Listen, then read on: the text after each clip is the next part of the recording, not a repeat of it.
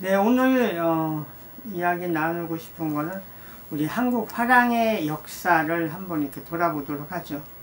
작가가 작품을 하게 되면 어떤 미술관, 우리 화랑 갤러리라고 하죠.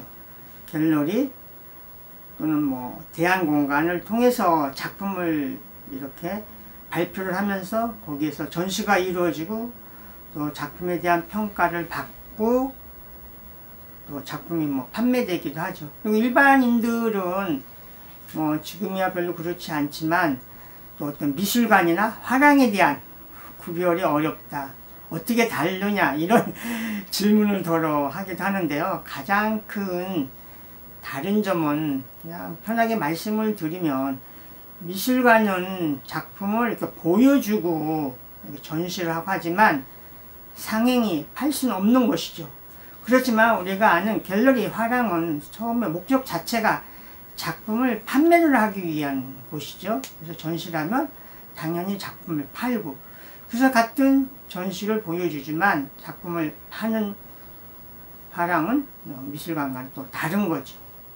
그래서 우리나라 그 화랑의 역사는 일제강점기에도 몇몇 화랑들이 있었는데요. 저희가 2015년에 김달진 미술자료박물관에서 한국 전시공간의 역사라는 큰 기획전을 했었습니다. 그 내용이 그럼 우리나라의 박물관, 미술관, 화랑, 대안공간의 역사가 어떻게 흘러왔나 이거를 총체적으로 한번 살펴봤었던 굉장히 큰 기획전인데요. 이거를 통해서 잠깐 돌아보도록 하죠. 그래서 해방 이후에 동화화랑, 지금의 그 신세계 미술관에 해당되는 거죠. 이런 동화화랑이 40년대 그 해방 후에 생겨났었습니다. 이런 동화화랑도 있었고요. 또 뭐 천일화랑이라든지 이런 화랑들이 생겨났습니다. 본격적으로 우리가 얘기할 수 있는 명동화랑이 있는데요.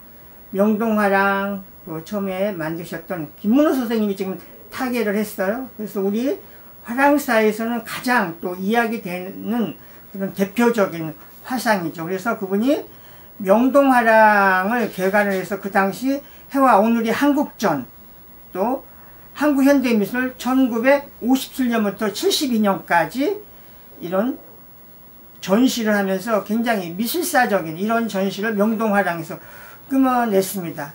그리고 뭐 권진규 선생님이라든지 이런 분들의 그 작품성을 알아봐서 명동화랑에서 전시를 했었던 거죠. 그래서 나중에 명동화랑이 지금 관음미술관 입구에 들어가면 그 오른쪽에 카페가 있었는데요.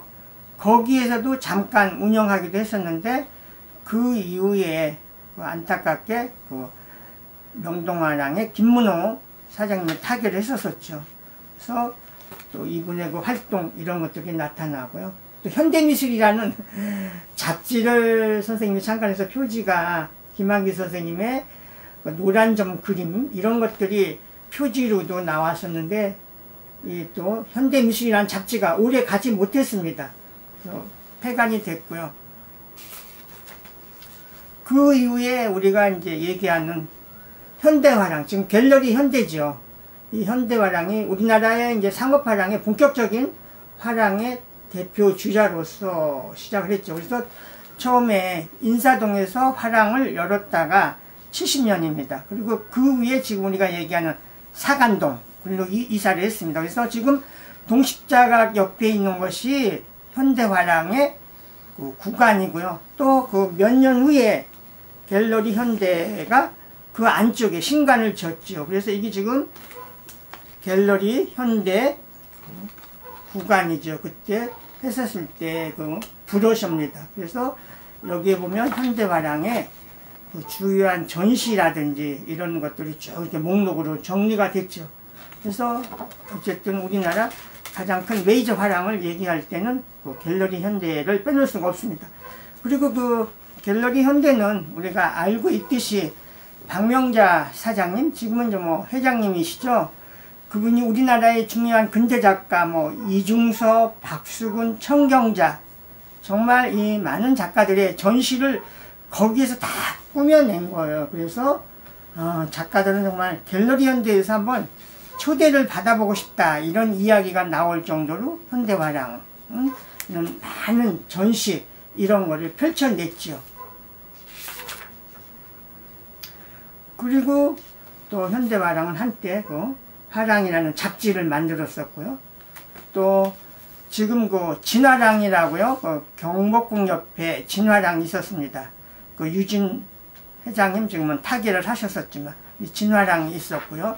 그 진화랑에서 우리가 얘기하는 쿠사마 야요이, 우리가 그 호박 땡땡이 그림, 이 작가를 또 진화랑에서 전시를 열면서 한국에 본격적으로 소개하기도 했었죠.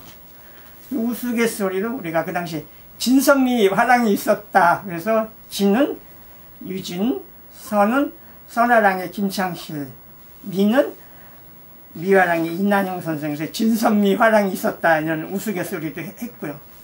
그리고 지금 없어진 뭐 양지화랑, 지금 인사동에 있는 그 써나랑 처음 건물에서 지금 건물은 새로 신축을 한 거죠. 근데 안타깝게 그 김창실 회장님도 퇴가를 했고 지금은 그 원대표님 며느님이 운영을 하고 있습니다. 그래서 이게 77년이고요. 그 써나랑도 그 썸미술이라는 이런 잡지를 만들기도 했습니다. 그래서 우리나라 화랑들이 이렇게 발전한 거죠. 그리고 이제 그 예화랑 인사동에 있다가 지금은 그 신사동으로 갔죠. 그리고 지금 또 대표적인 메이저 화랑인 국제갤러리가 그 당시 관운동에서 있다가 지금 그 소격동으로 이사 갔죠. 국제갤러리. 이렇게 해서 쭉 하면서 또 가나화랑이 인사동에 있다가 지금 이제 평창동으로 이사를 갔지만 가나화랑의 이호재 사장. 그래서 우리나라의 화랑들이 이렇게 쭉 발전을 해왔습니다. 여기는 그 천안의 아라리오 갤러리이고요. 네, 그 지역에는 그 천안의 그 고속버스 터미널 근처에 그 아라리오 갤러리, 그 김창일 회장님이죠. 우리가 시킴이라고 하죠. 이분은 세계적인 또 컬렉터로도 이렇게 이야기가 되고 있고 지금은 또 시킴이라고 해서 작품 활동을 하시죠. 그래서 아라리오 갤러리가 있고요. 지역으로 내려가면 부산 공간화랑 신옥진 대표님요. 지금은 이제 연세가 많으셔서 그 아드님이 이렇게 운영을 하고 있지만 그 대표적인 화랑이었었죠. 그리고 대구의 맥향화랑, 또 지금은 그 리안 갤러리, 이렇게 각 지역마다도 이렇게 다 대표적인 화랑들이 있습니다. 그래서 그 여러 화랑들에 대한 이런 자료들이 있고요.